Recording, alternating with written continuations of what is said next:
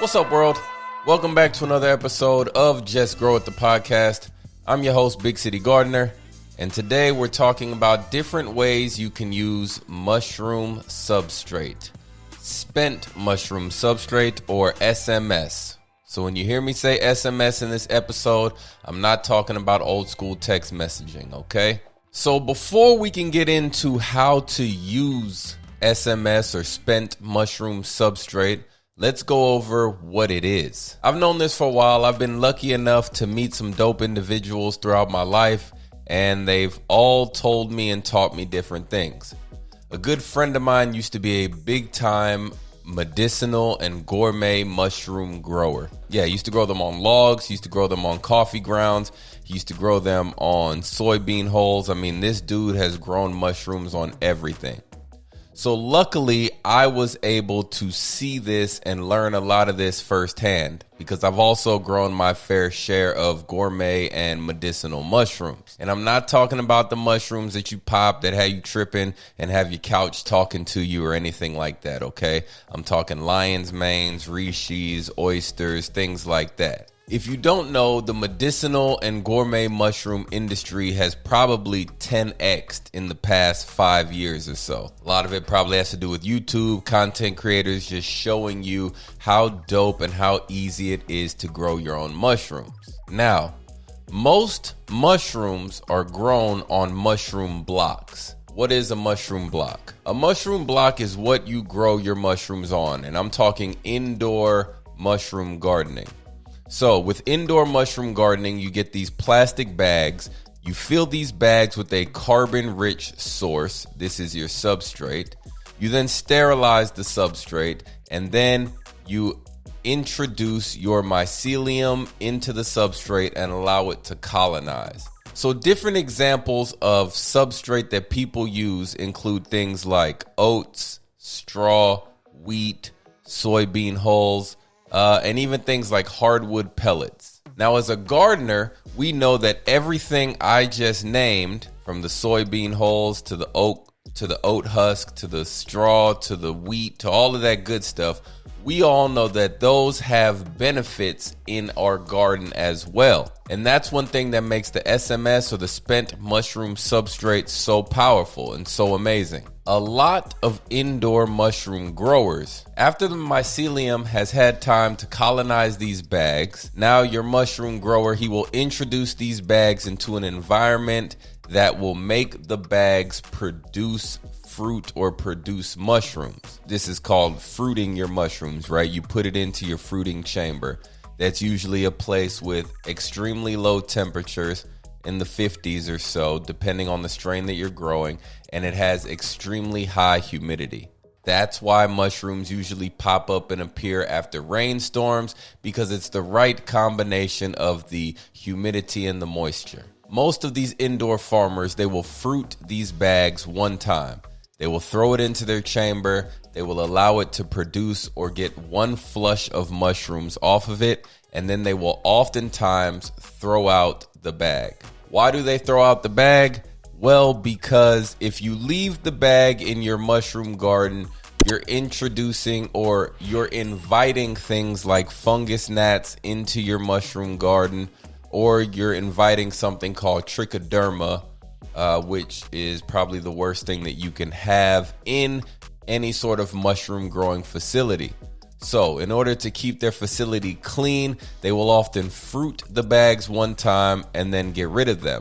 So what I need every gardener to do is to go and locate their local mushroom grower and tell him that you will gladly take all of his spent mushroom waste. I guarantee you he will thank you, he will be happy, and he probably won't charge you for it. You're doing him a favor. Now, once you have this SMS or these spent mushroom blocks in your possession, I'm going to tell you 5 different ways that you can use them. The first thing we can do is we can get all of these bags and throw them into our compost pile. We can allow them to break down. Since mushrooms are a fungus, what we will end up with is a fungally dominated compost. And if you know anything about gardening, and if you don't, let me tell you, you want fungal dominated soil and fungal dominated compost. You will have a much better garden and get much better results if you have high fungus levels or high fungal levels of soil or compost in your garden. Another way, the second way that you could use the SMS, the spent mushroom substrate, is by simply using it as a mulch. So get the bags, cut them open, and just spread the 1 to 2 inch layer on top of your soil. Not only will it give you all of the benefits of organic mulch, you will probably end up getting a flush or two of mushrooms out of your garden bed. So not only are we protecting our tomatoes or our broccoli, whatever it is that we're growing, we're also going to get mushrooms as well. The third way that we could use these mushroom blocks or this spent mushroom substrate is as a form of animal feed. Think about it. If we have things like oat husk or soybean hulls in our substrate, well, a lot of animals, whether it's chickens, whether it's pigs, whether it's goats or, probably not cows, whether it's chickens, pigs, or goats, these are all things that are part of their natural diet. So we could easily take these spent mushroom bags and feed them to any sort of livestock that we have. Now, I have no firsthand experience with using SMS or spent mushroom substrate as biogas or energy, but the idea and the concept just makes sense. We could grow certain types of bacteria that could ingest this substrate and then convert it into methane gas. So potentially, you may be able to use this as some sort of energy form. I don't know. But like I said, I've never seen it done. But like I said, the idea and the concept makes sense. So that means it probably could be done. And I'm sure there are universities that are out there right now working on things like this. Now, the fifth and final way that we can use this SMS is in bioremediation. Okay, so bringing back life to an area that is currently dead, or by helping improve an area that may be polluted or something. So the substrate, if we were to apply it into a polluted area, this substrate, this SMS, has the ability to absorb organic and inorganic pollutants. Now, our microbes can eat the substrate, break down the substrate, and in turn, they would be breaking down any sort of organic or inorganic pollutants that may have come in contact with that substrate. So let's say for overly fertilized row crop farms, and also for farms that have used a lot of synthetic chemical fertilizers and pest control methods, in theory, we could take hundreds and thousands of yards of this mushroom substrate.